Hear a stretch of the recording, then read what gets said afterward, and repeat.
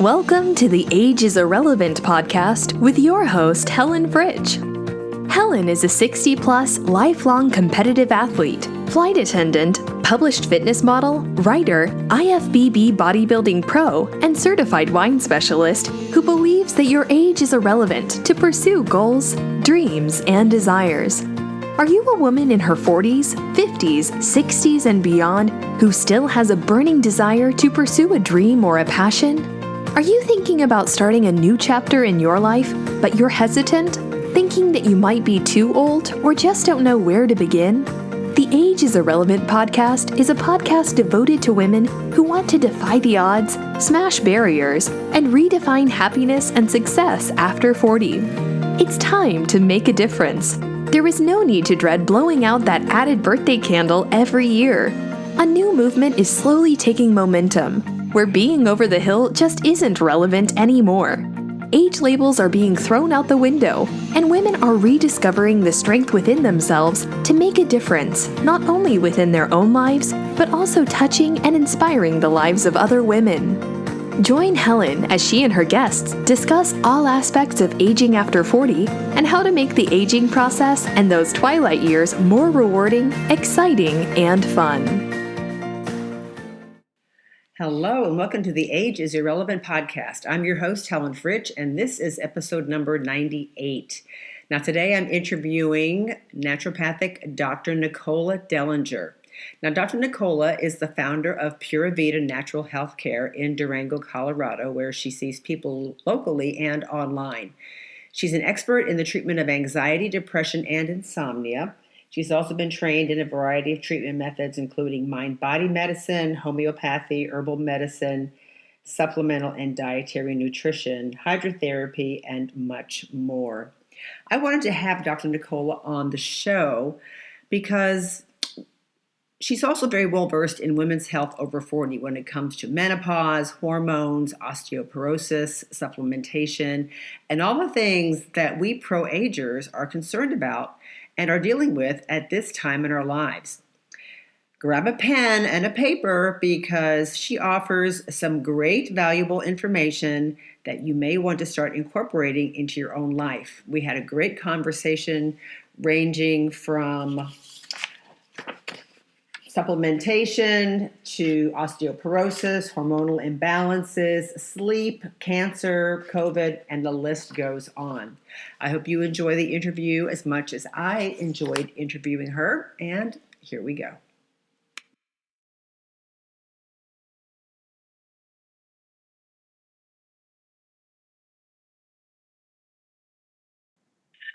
Hi, Dr. Dehlinger. Welcome to the show. Thanks, Helen. I'm really excited to be here. I am thrilled to have you. Now, for my listeners, I am speaking to Dr. Nicola Dehlinger.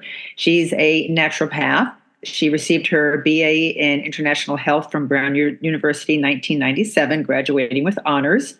She also graduated from Southwest College of Naturopathic Medicine in Tempe, Arizona in 2004. She's the founder of Pura Vida Natural Health Care in Durango, Colorado, a place that I love, where she sees people locally and online. She's an expert in the treatment of anxiety, depression, insomnia. She connects people back to themselves. She's able to minimize supplements and medications as her patients become empowered to heal themselves. She also welcomes patients, regardless of age or ailment, who are willing to invest in themselves. In addition, she also leads group and private retreats. She teaches a variety of online classes. And in her free time, she loves the mountains and she loves being in the kitchen, as well as enjoying time with her husband, son, and their dogs. My sister and her husband had a home in Durango, and they sold it. But I would go there every winter and they were literally at the top of the mountain. We would be downtown or whatever. And they'd say, okay, get all your phone calls in because once we get up there, there's nothing. So, but yeah, a lot of great fond memories of Durango. And so beautiful. Very cool. Yeah, I feel really lucky to be here. But welcome again to the show. And one of the main reasons why I wanted to have you on the show is because we were just talking before we started recording that I was diagnosed with leukemia 10 years ago.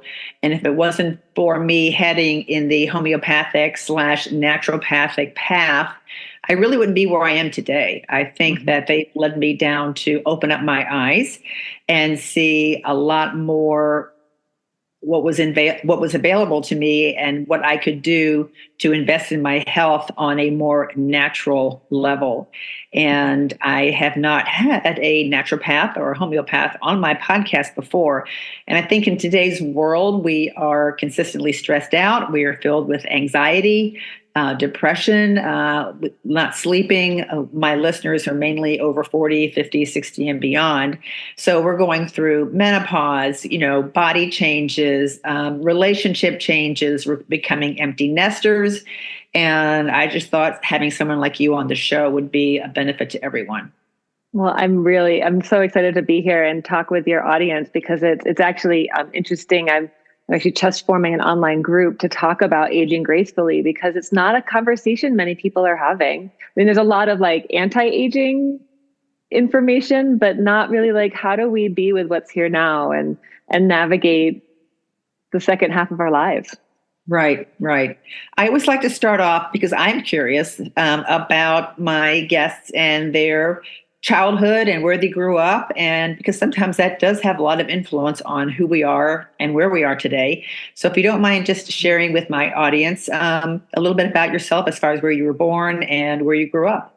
Yeah, I was born in just outside of London, actually, in England. And so my whole family's there. I'm actually getting to go back in April with my oldest sister for the first time in 28 years. So I'm going to go see all my aunties and uncles and cousins. And yeah, incredible. So I'm really looking forward to that. And then we emigrated to Connecticut and I was about 2 years old. So I'm pretty much an East Coaster, growing up in Fairfield, Connecticut. And yeah, I think I'm just trying to think of about like the deeper question of how that influenced me. I think growing up British, our family, is very stereotypical, stiff upper lip and all that. And so it's ironic, the path that I've taken in my naturopathic career and before that has really been in social services, counseling, mind-body connection. And then my younger sister is actually a psychologist. So we both kind of, I think, felt what it felt like to be in a home that didn't know how to navigate emotions really well, and then really have looked both personally but also professionally into what happens when we do start sharing what's going on. Mm-hmm. Right. So did you go to high school on the East Coast also then? Yep, I went to Fairfield High School. Yep, absolutely. Yeah, and then I did my undergrad at Brown in Providence, Rhode Island. And then I didn't move out west until I went to naturopathic school, and I did that in Tempe, Arizona, just outside of Phoenix. Right, and that's where I live. I love Tempe. Nice. What made you decide to go down the homeopathic naturopathic route? This is a great story, actually. So when I was young, and I can't remember, but it was before third grade, for whatever reason, and I don't remember why, in class, they were teaching us about Freud, and in very simple terms, but how he used dreams to help people feel better. And I can remember being really, really young, like maybe 6, 7, 8 years old, and being like, I want to help people, be happier by interpreting their dreams. That sounded really cool. And then I wanted to be a journalist and a vet and all the things too. But being a doctor, specifically a psychiatrist, really was the thing that landed. And so, and that really stuck. So when I started undergrad, I was doing all my pre-meds and cruising right along. And the middle of my sophomore year, I just realized I hated it. I hated my colleagues. I was studying U.S. healthcare systems. And I was like, this feels like running to board the Titanic. Like, what am I doing? So I had a 19-year-old midlife crisis and went home for winter break. And I was working at this little t-shirt shop that I used to work at when I was in high school. And my friend's mom came in, Bobby Callahan. Thank you, Bobby. And so I was telling her, crying and telling her my whole thing about how I didn't think I wanted to continue in medicine, but I didn't know what to do because this is what I'd wanted my whole life. And she's like listening and she's like, you should talk to my doctor. His name is Jim Sensenig. He's a naturopathic doctor in somewhere else in Connecticut.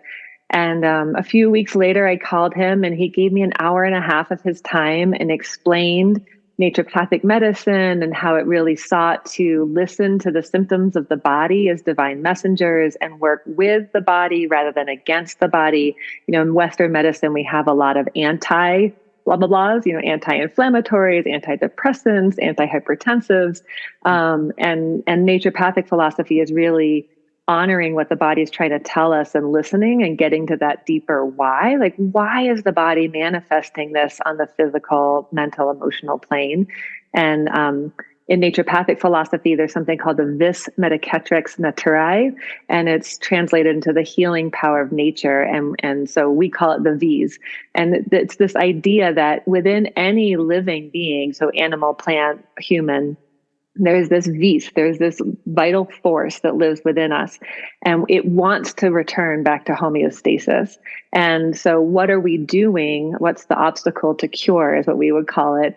Is there something in our relationship? Is there something that we're eating? Is there something in our daily habits, how we're moving, breathing, sleeping? That's kind of, I always use the image of a Bobo doll, those with the sandbag in the bottom, and you punch it and it just comes back up, and you punch it and it comes back up. Well, typically that should be our natural state of being.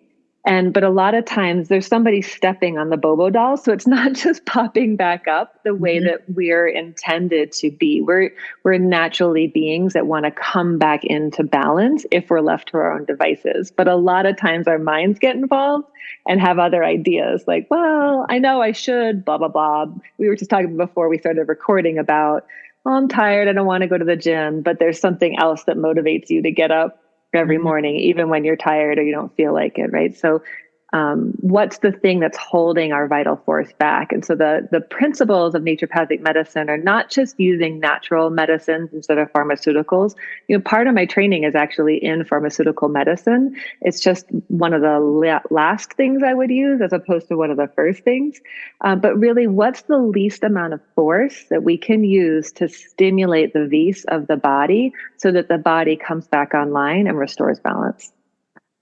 No, I love that. And I think I really do believe, I'm a firm believer that the body has our best interests at heart.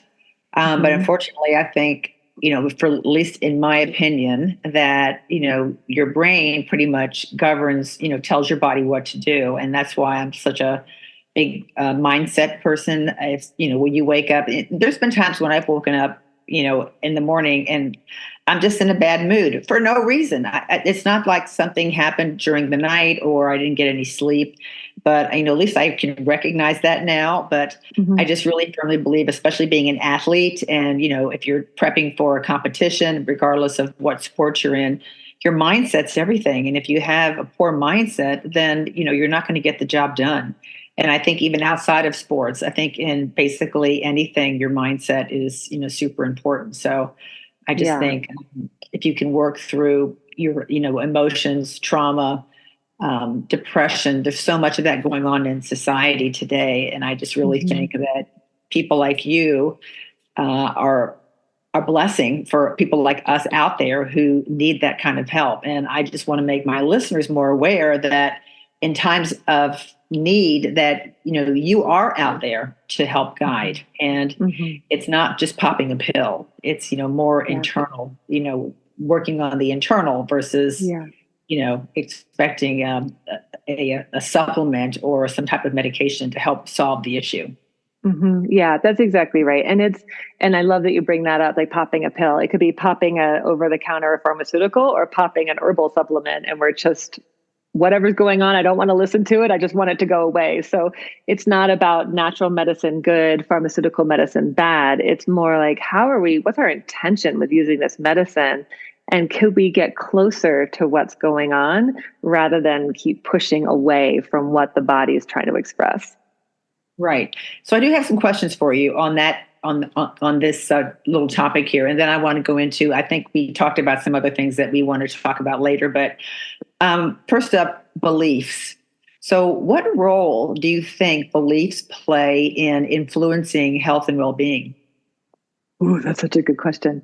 Oh, I think they have, I don't want to say everything to do with it, but man, a huge majority. I think beliefs really shape what our physical expression. Because what happens, especially when these beliefs are negative beliefs or limiting beliefs, and our nervous system is getting triggered, what people don't necessarily realize is that stress, be it mental stress or a tiger chasing us, it manifests in the body in the same way. So we switch from the parasympathetic or kind of rest and digest and relax part of the nervous system over to the sympathetic, which is our fight, flight, or freeze part of our nervous system. And evolutionarily, we're designed to be in the sympathetic about 10% of the time. So, like there's a threat, we run from the threat, we get safe, and then we calm down again. Most of us are living in that sympathetic nervous system 60, 70, 80, 90, maybe even 100% of the time now. And so we're not really built physiologically to be with that kind of stress. So cortisol is our main stress hormone, and it has two main functions in the body. One is that fight or flight response, and the other is managing inflammation. And so when we continue to go down that fight or flight pathway because of our thoughts, our beliefs, our self-criticism, our doubts, our anxieties, all of these things, when we're triggering that sympathetic nervous system, evolutionarily, fighting or fleeing is more important than repairing a bum knee, let's say.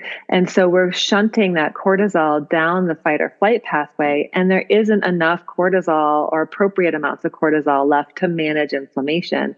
And then we see acute or chronic disease popping up. And we now know that most, if not all, of chronic disease, be it diabetes or heart disease or IBS or Alzheimer's or depression, are really the basis of that is inflammation that's gone out of control. Well, why?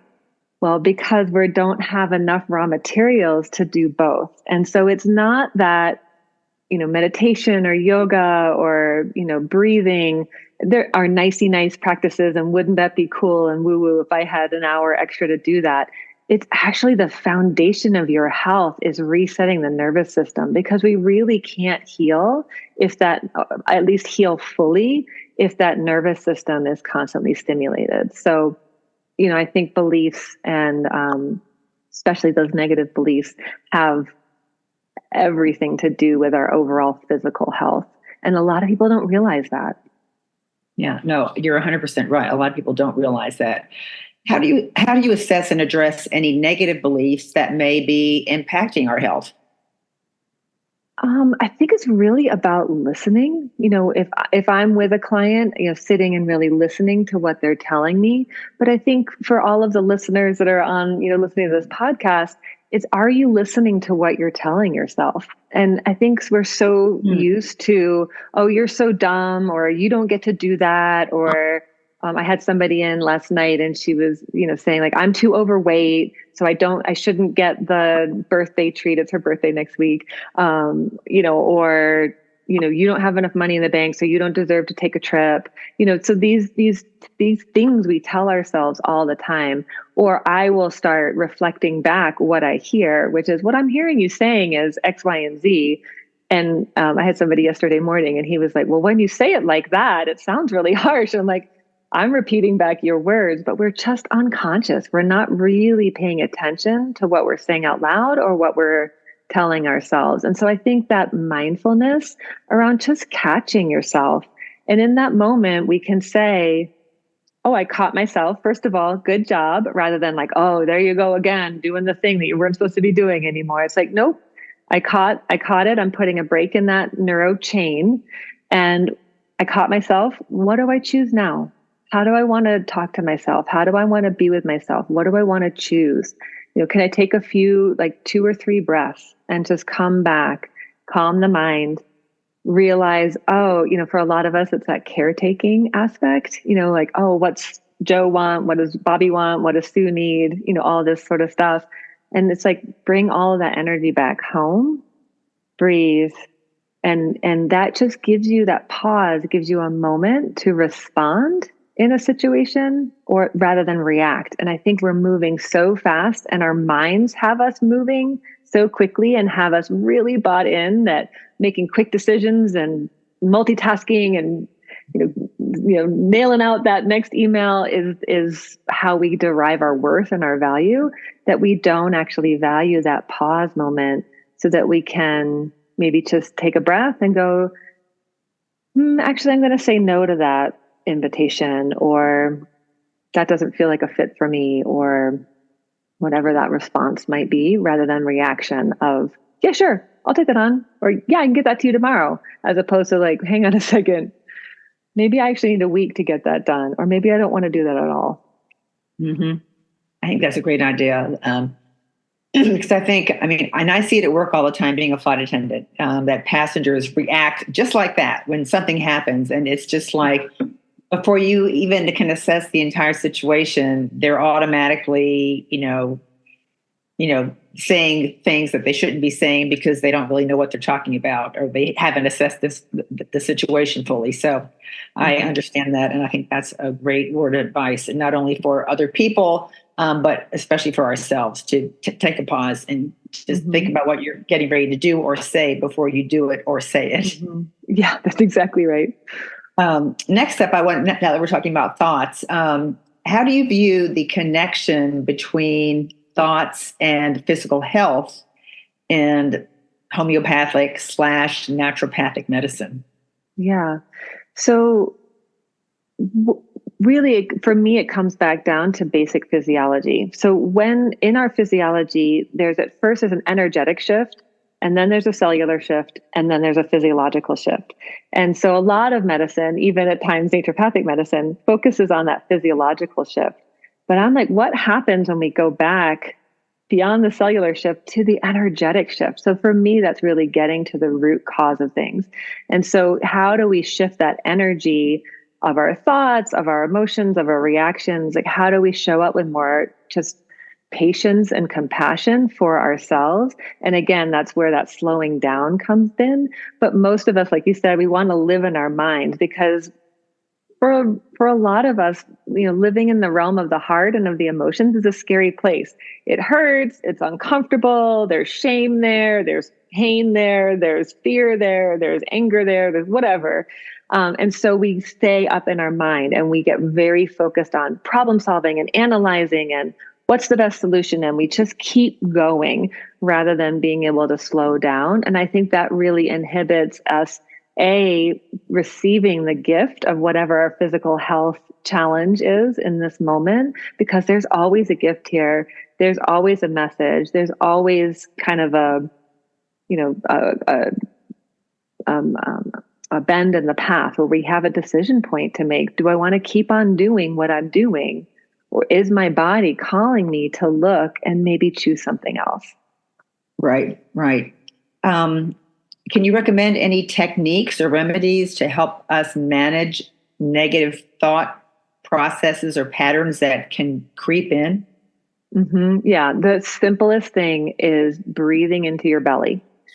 And most people, when I say breathe into your belly, they'll bring their shoulders up and down. And then, so it's like, we kind of take a deep breath by pulling our shoulders up to our ears and then dropping that down. And so really just trying to soften that belly, especially for us ladies. We don't like to soften the belly. We like to keep it sucked in. And so really just softening that belly and breathing as though you were trying to fill your pelvis with air. And the reason that you want to breathe that deeply into the belly is when you do that, you're actually stimulating the diaphragm, which is the muscle that moves your lungs up and down just above your vital organs.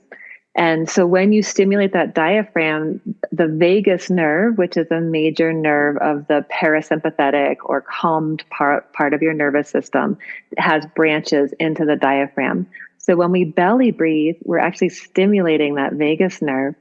And when we do that, the vagus nerve has actually 5 times as many brain fibers going from your body up to your brain as the brain has from your brain, going the other way.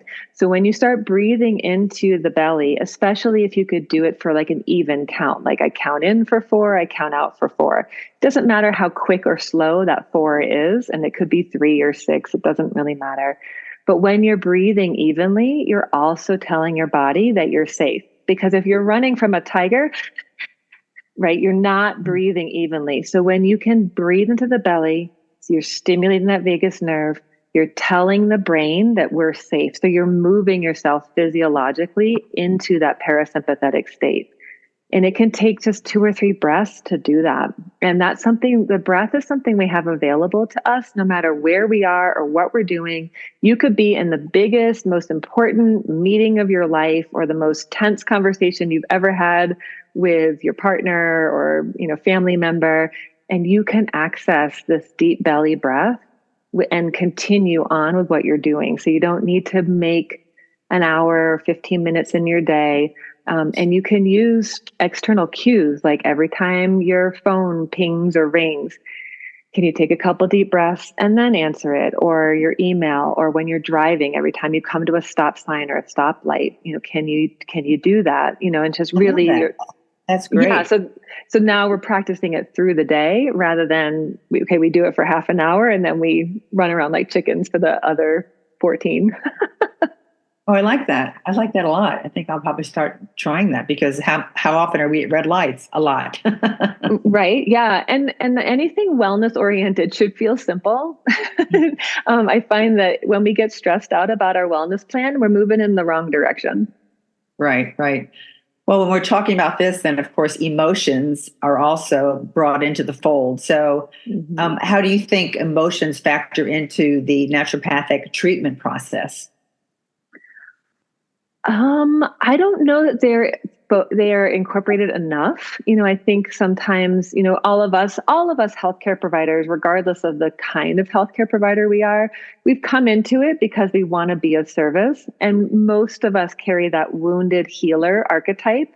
So if I have the answers for you and you feel better, then that makes me feel better. And then our ego stories can continue about you're better because you're healing and I'm really good. I'm a good, worthy human because I helped you. And so, and the emotions are kind of they're a trickier place to go than that physical health. Right. And so I think it's not as complex as we think, in that a lot of times we think that if we feel into our emotions, we have to understand why and know what to do to get rid of it. And so most of us are like, I don't know why that's here. I don't know why I'm feeling sad. I don't know what to do to get rid of it. So I'm just going to ignore it. I'm just going to push it over here with alcohol or cannabis or food or exercise or Netflix or whatever we choose to push away from it. And it's actually really simple. And it's just about taking a breath and being willing to name, like, oh, I'm feeling sad. And can I take 2 or 3 or 4 belly breaths and just let myself feel sad? And when we learn how to do that, contrary to what the mind is telling us, we actually feel a movement in that energy and that emotion, and it lightens pretty instantaneously. And everybody I sit with who does this is shocked, because the fear is, if I touch into this, say, sadness, then I'm going to get overwhelmed with it because I've been putting it off for years. And then I'm going to be a puddle on the floor and I'm not going to be able to do my life. And, I can't function if I touch into this because it's so big. And really what happens, especially when we meet it with the heart, is that it softens, and rather than being really stuck, kind of crystallized, we start to get more spaciousness and more movement. And if anything in the body, be it stool or blood or emotions, can move, then we're good. That's part of why we exercise, right? We get the lymph and the blood and the heart and the liver, and everything's moving. We don't want things stuck and stagnant on our physical body, and we don't want that in our emotional body either. I love that. That's awesome. So it sounds like belly breathing. I was going to ask you also too some remedies or techniques that you could recommend for managing emotional imbalances or stress, but it sounds like that's kind of like that's going to be down the same route as far as the belly breathing is concerned, correct?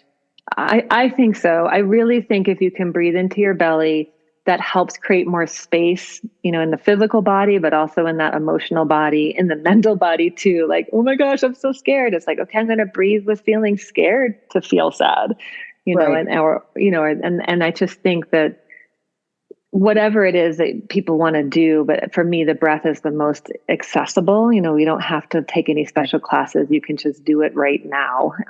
And if you can do that, then that creates a little more access to the heart, which creates a little more compassion. Like, oh, you're feeling sad.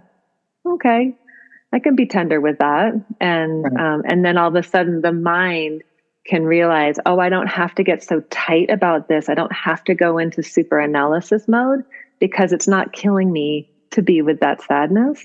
So it takes the pressure off the intensity of the mind and the thoughts too. Right. And along down the path of trauma, because I'm sure you deal with a lot of that with your patients also. Mm-hmm. Um, how does naturopathy approach treating trauma, both physical and emotional? Yeah, it's a great question. What I love about naturopathic medicine is that we have a lot of tools in our toolbox, from herbs, homeopathy, supplements, to help regulate the nervous system when it's been disrupted by trauma, either acute current trauma or way, way long ago childhood trauma. You know, a lot of people who deal with insomnia or fatigue or um, I mean, really anything, knee pain, digestive upset. It's because we're kind of reliving this trauma state in our body. And so our body's physiology gets used to revving at that higher level. And so I really love herbs and homeopathy to help release some of those layers and help soothe the nervous system and remind it of its circadian rhythm. Like, oh, I have high cortisol in the morning, and then that ski slopes down as the day goes on.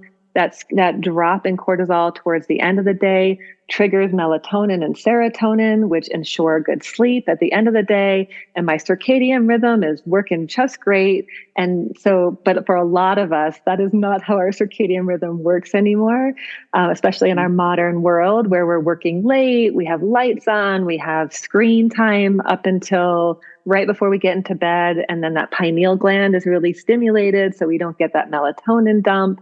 And so our body's circadian rhythm can get really off, and there's a vast array of options.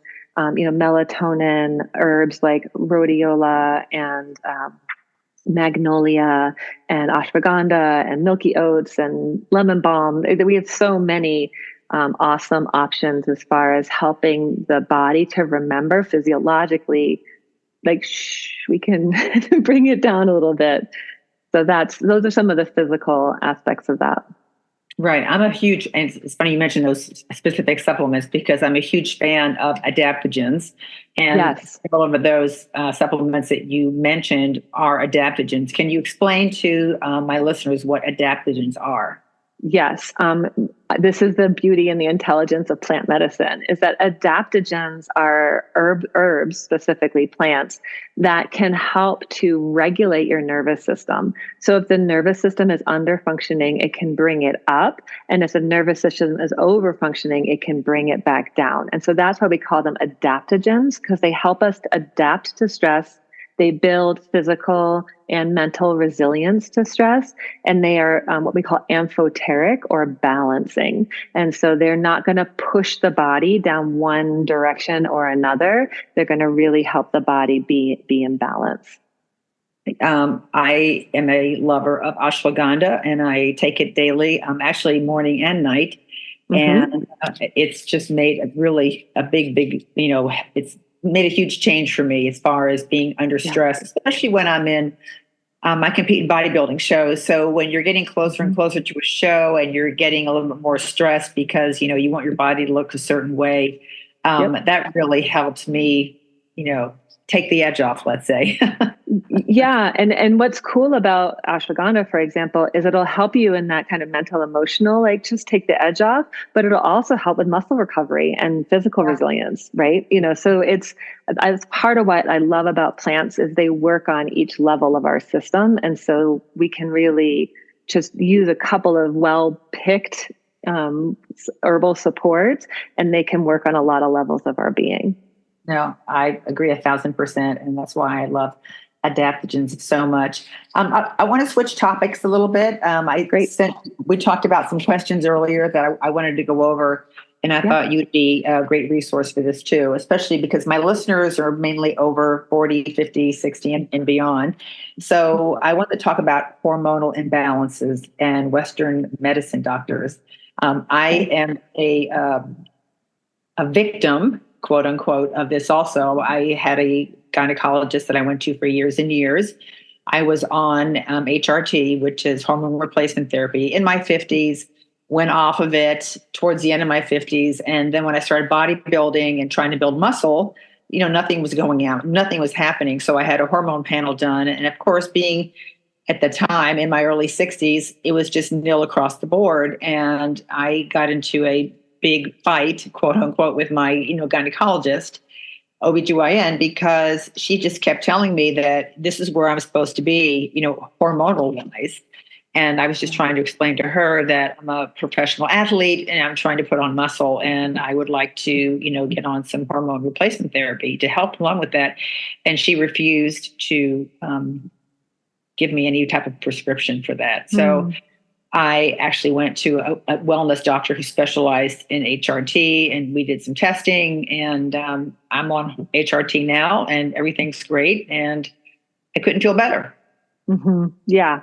I'm so glad you're bringing up this topic because it is controversial. And if you look in the research, there's conflicting information. And so some providers just stay away from HRT because they're nervous about causing cancer. And I want to honor that. And you want to honor that too. So I love that you figured out that your primary care was not your best resource and found somebody who's really well-versed, because the current research is things are well prescribed. There really is minimal risk to using hormone replacement, bioidentical hormone replacement throughout a lifetime. I went to a women's health conference maybe about 10 years ago. And before this, I was I'm going to go ahead and out myself. I was anti-HRT because I was like, this is not what the body's supposed to be doing. If the body wanted it, it would do it. And one of the professors at this conference said, evolutionarily, our lifespan was 40 to 50 years old. So evolutionarily, we were meant to come into the world, reproduce, and die. We weren't supposed to live half of our lives beyond menopause. And that's just from a age expectancy kind of thing. Enter our modern age, modern medicine, modern hygiene, all these reasons that we're living twice as long. And she's like, so we weren't meant to live without these hormones for the second half of our life. We just weren't, right. Whoever you believe in, God or the divine, our machine wasn't built to go 80 or 90 years. And so once I heard that, all of a sudden HRT, bioidentical HRT, so BHRT, made a lot more sense to me. So I now utilize that a lot in my clinic because women and men suffer from symptoms, or they will stop being engaged in sex because the libido's down or the vagina's dry and it hurts to have intercourse. So it's no longer pleasurable. That breaks my heart. And there's no need for this. That's not normal. I mean, it's typical, but it's not normal. And we can be really smart around using HRT, but I really recommend, like you said, you got a panel, getting some testing. I don't love the blood test primarily because hormones are cyclical. And most of the hormones in the blood are bound. And so I use either a saliva test or a Dutch test, which is a urine test, to look at what's actually going on, what's unbound. And then these also give us multiple data points. So for example, the saliva test, it's 4 collections in the same day. And that lets us pool those results because hormones are cyclical throughout the day. And so we want to do an average of what's happening over a 12-hour period. And then I also want to look at not just estradiol, but what's progesterone doing? And then what about the other types of estrogen? Estrone, which is E1, and estriol, which is E3. So estrone is one of the more worrisome estrogens. It's one more related to proliferative diseases. So that would be cancer, tumors, fibroid cysts, that sort of thing. E3, estriol, is the weakest of the estrogens. So we worry about it a lot less causing issues, but it also confers a lot of the protective benefits that estrogen confers, which go way beyond our reproductive and sexual symptoms, but it's bone health, brain health, heart health. Estrogens are really important for all of that. But estrogens have to be well balanced by progesterone. We hear a lot about estrogen dominance in our culture, and xenoestrogens, which means foreign estrogens, or phytoestrogens, which are estrogens from plants. But typically what I see are estrogen levels that are pretty normal. I often will see estriol levels being low, but when I test, I often see progesterone levels being low. My theory is that progesterone is progestation. It's the hormone in the second half of our cycle that allows us to maintain a viable pregnancy and also, deliver that baby. And so it gets really, really high when we're pregnant, and then it drops real low after delivery. Women are so stressed that I don't think that progesterone level comes back up postnatally, and then we're living with low progesterone. So we have a relative estrogen dominance. So it's not that our estrogen is out of control. It's just that it's not being balanced by progesterone well. And so we have those stereotypical PMSy symptoms, bloated belly, tender breasts, emotionality. So we're seeing, kind of emotional changeability, irritability, weepiness, sensitivity, like, why doesn't she love me anymore? Kind of thing. When you feel like you're going crazy, it's probably from hormones and hormone imbalance. But progesterone has a lot to do with cognition, cognitive sharpness, and sleep. And so I see this a lot where people could benefit from hormone replacement. And testosterone is something to consider, not only in men, but in women too. I'm going to make one more point and then I'll stop yammering. The estradiol and testosterone come from DHEA. That's a precursor. DHEA also makes cortisol. So this is going back to the stress thing again, where if we have a choice between DHEA making stress hormones and DHEA making reproductive hormones, we're going to preferentially go down that stress hormone pathway, and that's going to have a big impact on our reproduction. I think that's why people are struggling so much with menopause. I think that's why they're struggling so much with fertility, is because we don't have enough bioavailability of our raw materials because we're going down this stress pathway. You'll see a lot of fertility clinics have like stress management and meditation and acupuncture as all part of it.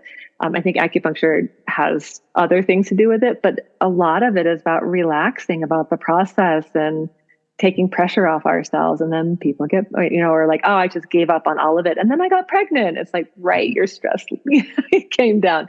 So I really want, if people, when they're looking at that panel, to get all three of your estrogens, progesterone, testosterone, but DHEA as well, because DHEA is an over-the-counter supplement, very easy to supplement with. It creates more resiliency, more physiological resiliency. It is an anti-aging hormone, but it also can be the raw material so that your body can start producing more testosterone on its own if you don't have a provider who will prescribe it, or you're feeling iffy about taking that yourself.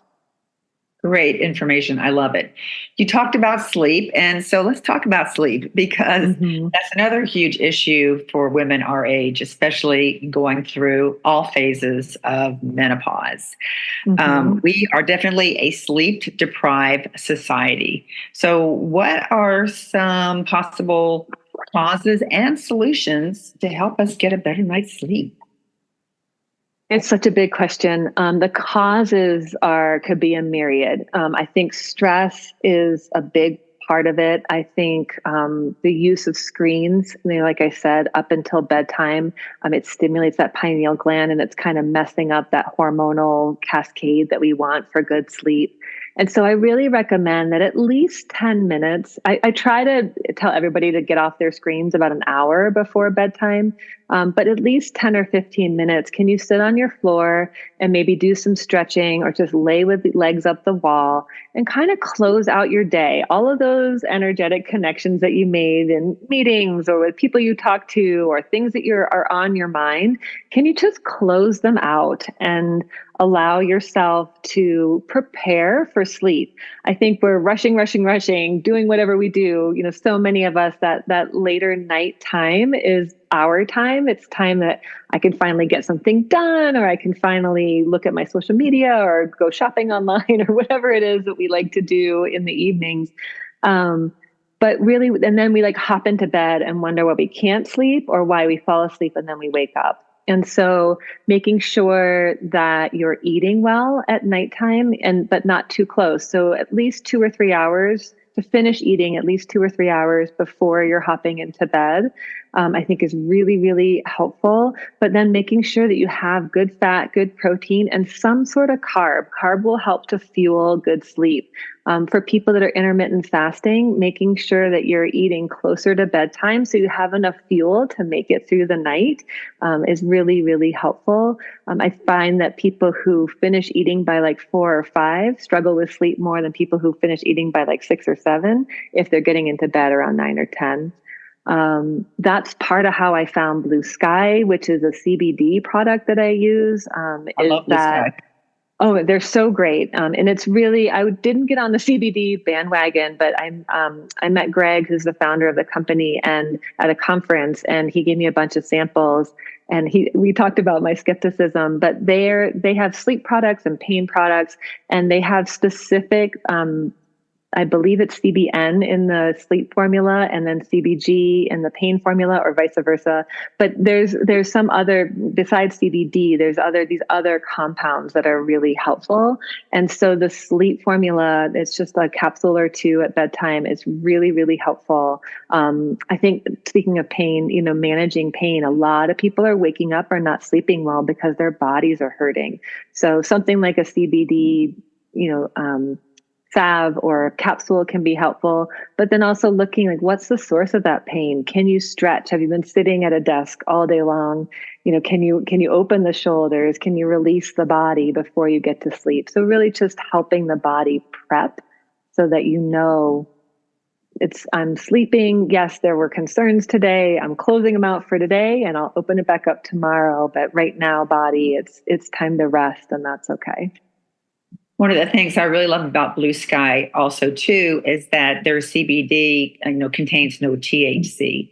And Yes. With me being a flight attendant, I get drug tested at work. So I feel very safe and very confident taking this if I'm on the road, especially. I fly a lot of overseas flights too. So with I live in Phoenix, and then I'm over in Germany, let's say, where there's a 9-hour time difference. So me trying to adapt to, that time zone just for a quick 30 hours, my sleep cycle is completely off. So I really value Blue Sky, not only for that, but also as an athlete, because you do get aches and pains, and you do sometimes overwork a specific muscle group, and their balms and even their bath bombs are. I was going to say, have you tried the bath bomb? I'm a huge bath person. I probably do it at least once, maybe twice a week, an Epsom salt, bath, just to, give my muscles a little break. But those little bath bombs are like really so much fun. And really work really well. I try to do it right before I go to bed, and I'm just like, I couldn't be happier. Yeah, that's exactly right. And a lot of people with the THC, they feel a little hungover the next day. There's kind of like a residual. And I haven't seen that at all with the Blue Sky products, because like you said, it is pure CBD. So there isn't that grogginess that can come with products that have the blend. So yeah, I think it's a great option. Right. And so for my listeners, if you are looking for something down that line, Dr. Nicola and I both, highly recommend Blue Sky CBD, and you can find them on the internet. I think it's blueskycbd.com. So next up, let's talk about cancer. I'm sure you probably have people in your group, patients, clients, who are suffering with, these all different diagnoses of different types of cancer. What are some homeopathic / naturopathic, things that we can do outside of the Western medicine world to help us get through this very challenging, trying time? Yeah, I think the number one thing to know about cancer is that it feeds off of sugar. And so if we can really cut sugar out of the diet, certainly refined sugar or, anything that's made with sweetener, some people go a little bit more hardcore and they're going completely keto. So that's getting rid of most fruit and grains and that sort of stuff. It just kind of depends. And again, for some people that really works, and for other people that feels like a pretty heavy burden. And so I never want to prescribe anything, let alone nutrition, where you feel like you're sad every day because you can't eat what you want to be eating. But it's important to understand that tumor cells feed off of sugar, and then we have a lot of secondary impacts from sugar. And so that's the number one thing that we can do. And then just eating foods that are really rich in antioxidants. And so your green teas, anything that has a really nice, bright, vivid, dark color. So your berries, your greens, your orange and yellow veggies like onions and squashes, but just really like, are you getting a rainbow every day? So you're getting all the different types of antioxidants. Who are you telling in your community, and how are they holding space for you? Because we are energetic beings. And so other people's fears, we'll end up caretaking other people rather than having ourselves taken care of. And so being selective around who you bring into that circle, especially if you're moving through treatment, or you're moving through uncertainty, you want people who can hold space for you really, really well, so that there isn't, I imagine that there's a fear that goes, I mean, the word cancer strikes fear into most of our hearts, even if it's not related to ourselves. And so just really being aware of the energy that we're living in, and then whatever it takes for you to face your own fears, your own emotions, your own concerns around moving through that.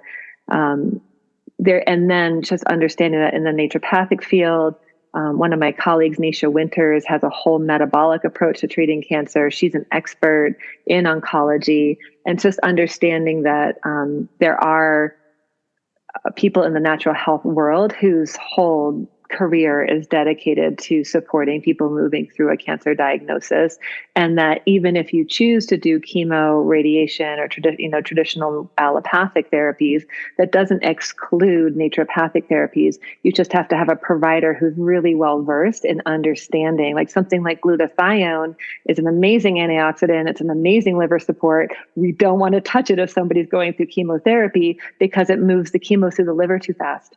And so it makes chemo less effective. So we just want to understand these nuances. I have a tiny little bit of information about it that I know just from 20 years in practice, but I have colleagues that are well versed and would be amazing people to partner with. And you really want to make sure you have an oncologist who's willing to partner with outside options as well, so that you don't feel like you have to hold back information from either of your providers, or that you don't feel comfortable getting the type of holistic care that you need.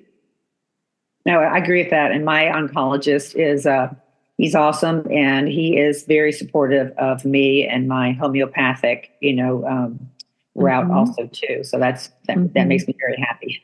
Yeah. But just because it's natural doesn't mean it's safe, especially when we're talking about combining it with cancer therapies. So just make sure that what you're doing is compatible with all the treatments together are compatible and not working against each other.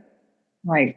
What about COVID? Because I actually am experiencing some like long COVID. I had it a couple of years ago.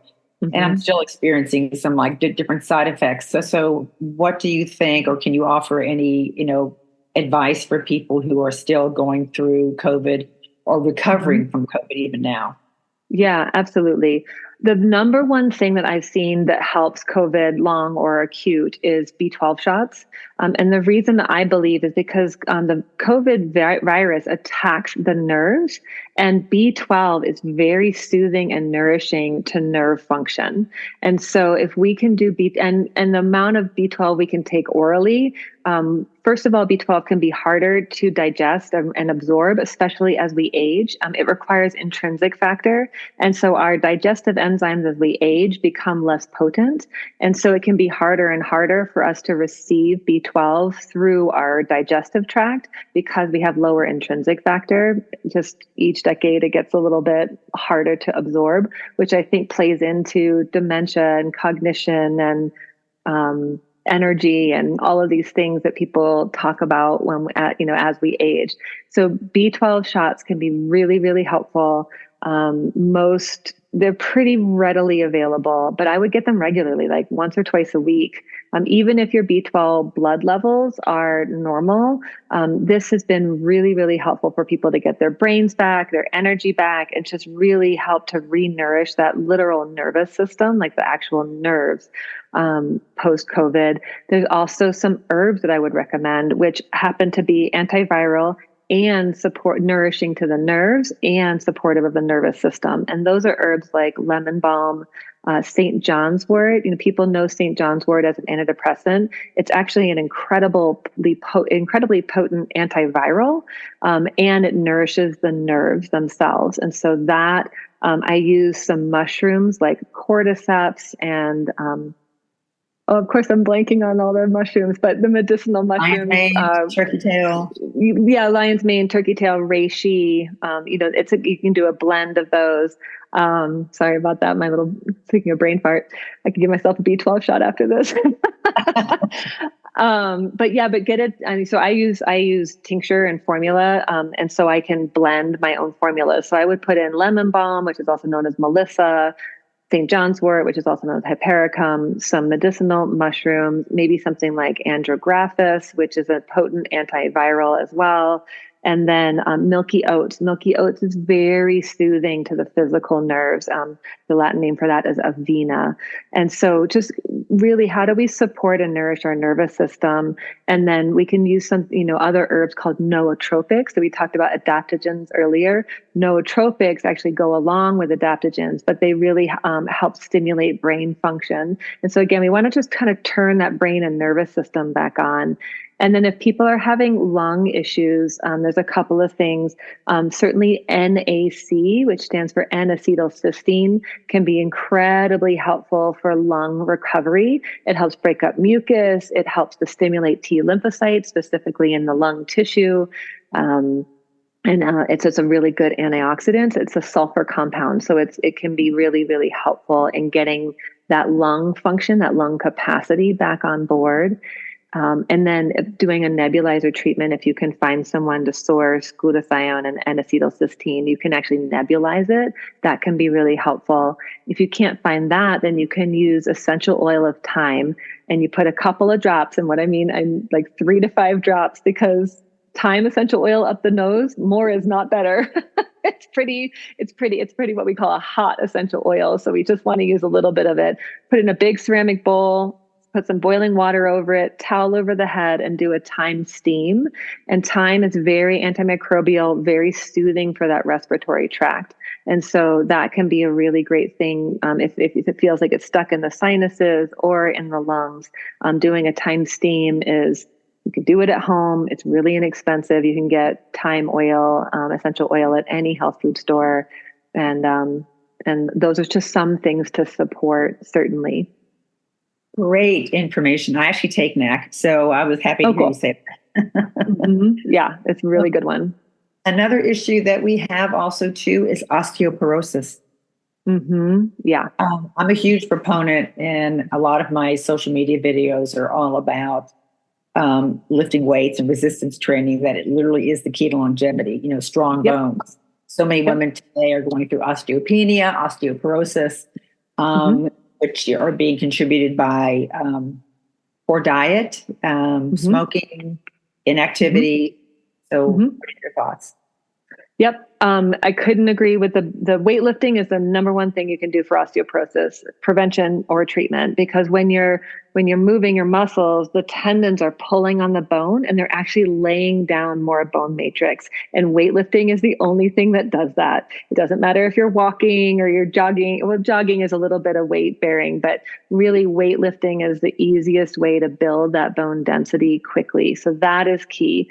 Nutrition is key. So same thing. We want to minimize sugar, but get rid of those Diet Cokes. All soda has phosphoric acid as a preservative in it. And so, and there's a very specific phosphorus calcium balance in the body. And so when we drink phosphoric acid, it means that our phosphorus levels go up. And so we need to buffer that with more calcium in the blood. Well, where do you think we're grabbing that calcium from? Our teeth and our bones. That's exactly right. Yep.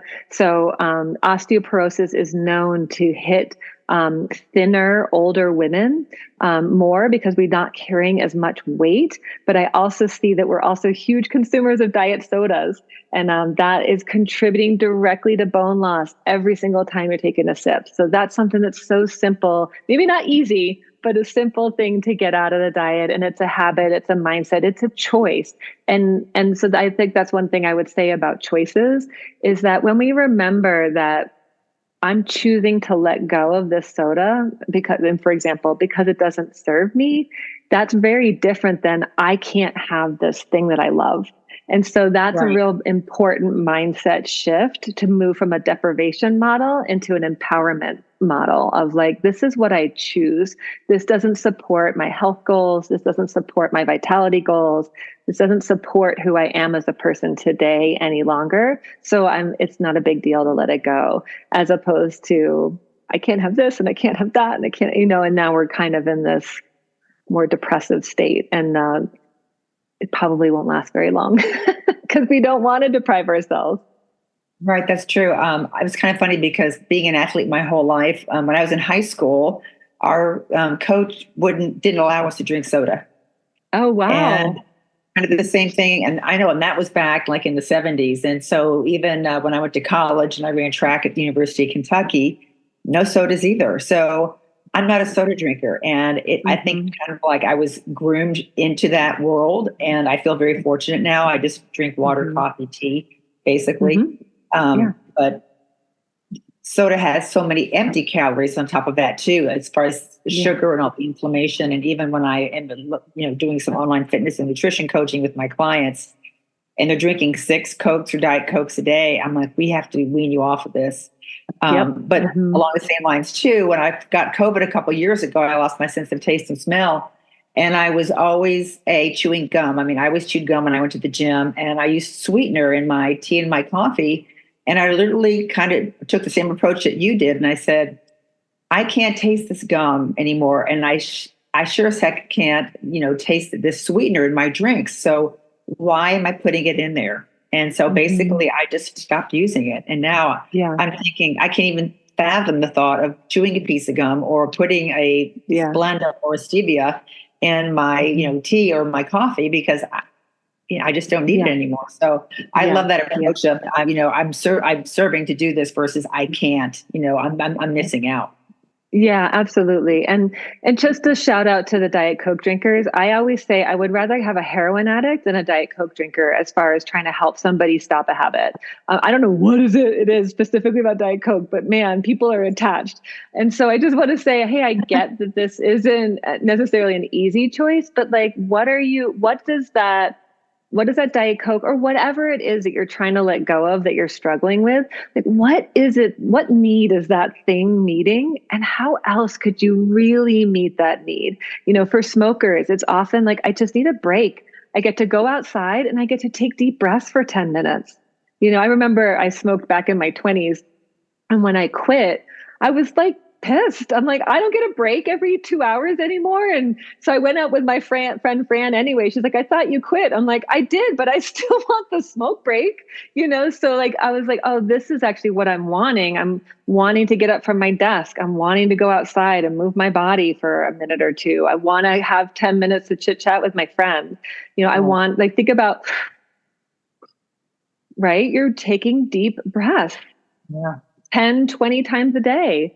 When we let that go, we give up a lot of other tendrils that are attached to that habit. So look more closely at this thing and make a choice around how you could meet that need from a more aligned place.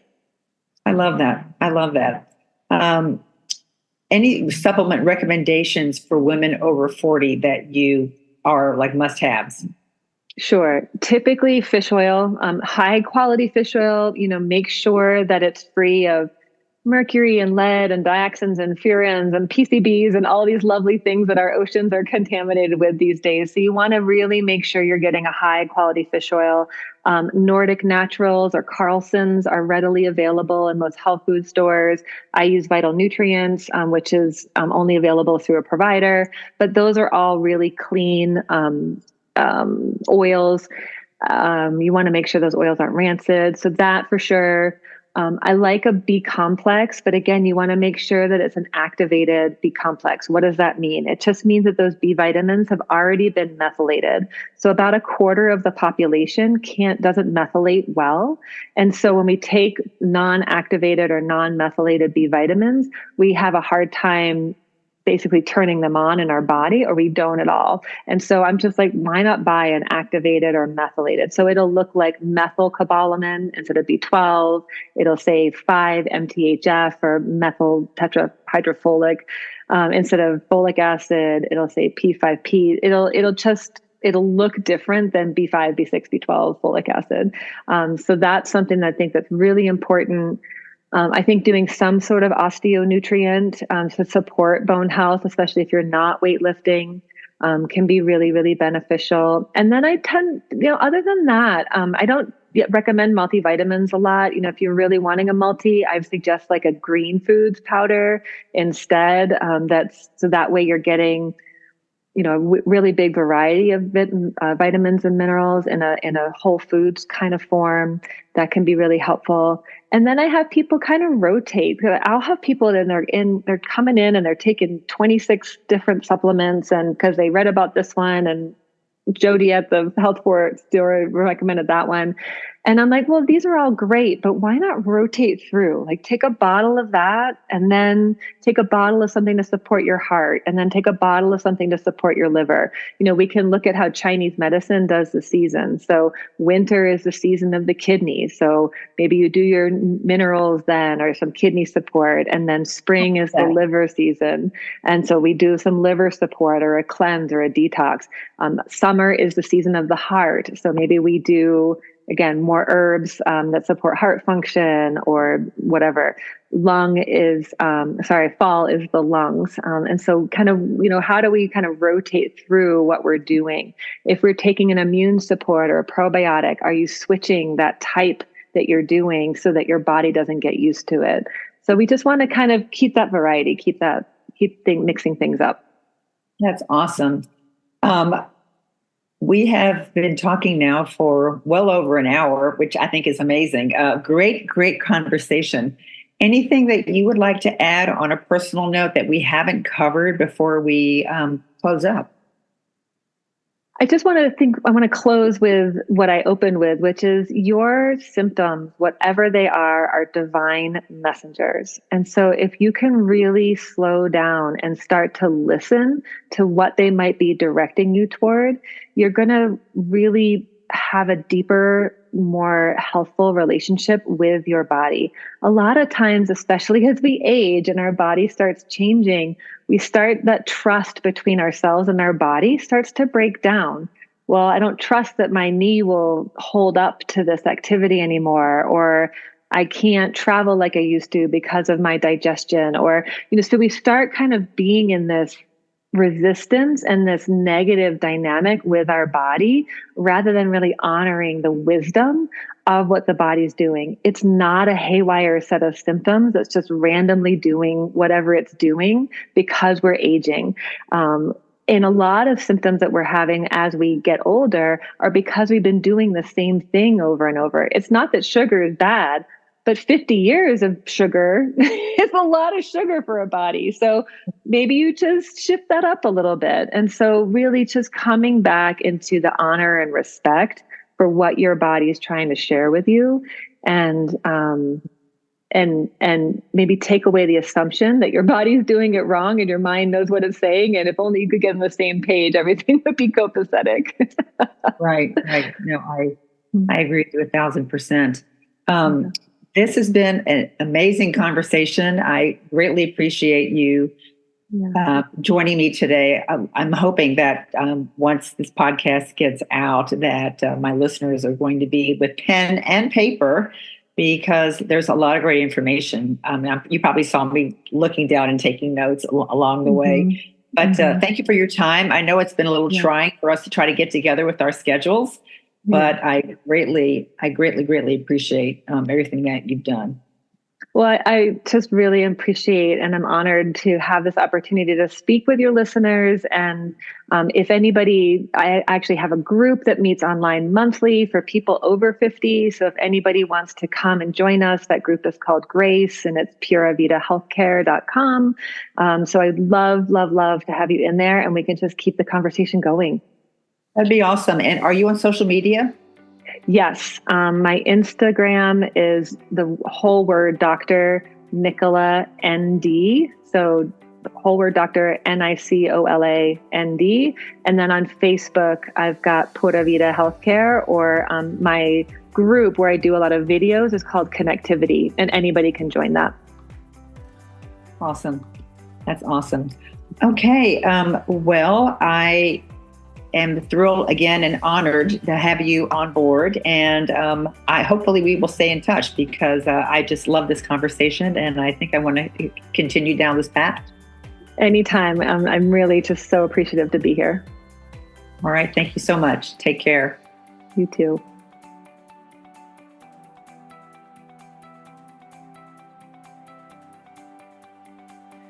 I sure hope you enjoyed this interview with Dr. Nicola. I don't know about you, but I was taking notes as fast as I could because she shared so much valuable information. And here are some of my takeaways.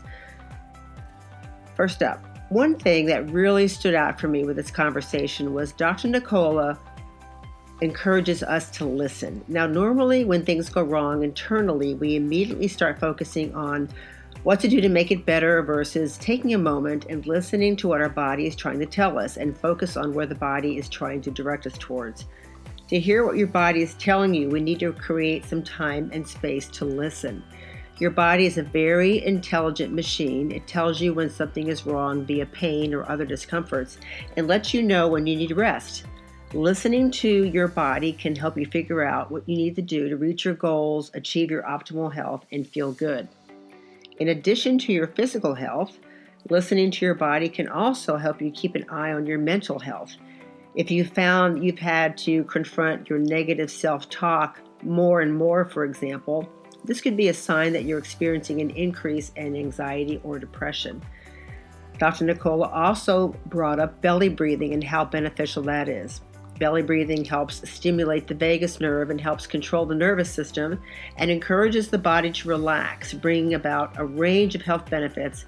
Also, in order to find optimal health, we have to be interested in our health and well-being.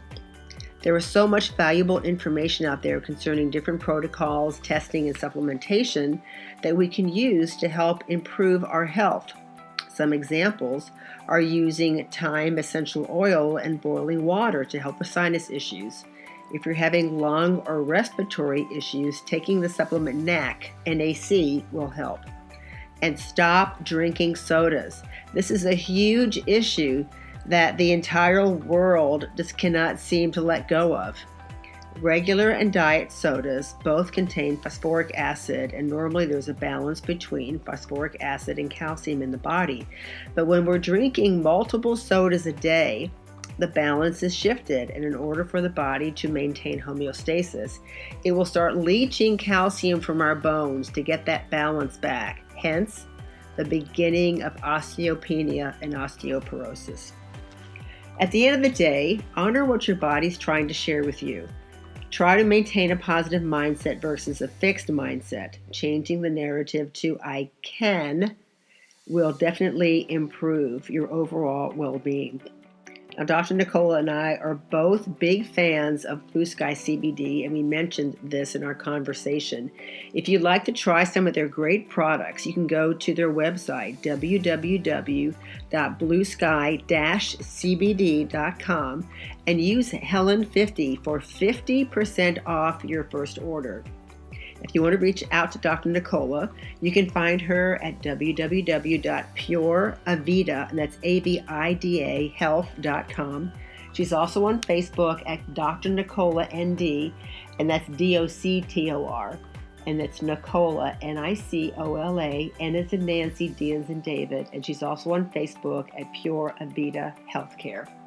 You can find me at Helen@ageisirrelevant.com, and you can go to my website, www.ageisirrelevant.com, to check out all the other great podcasts that I've had in the past. If you enjoy this podcast, please share with this valuable information and go over to iTunes and give me a rating and review. That would be greatly appreciated. The more reviews I have, the more we can spread this great word about all these amazing women. And until next time, age truly is irrelevant. Bye-bye.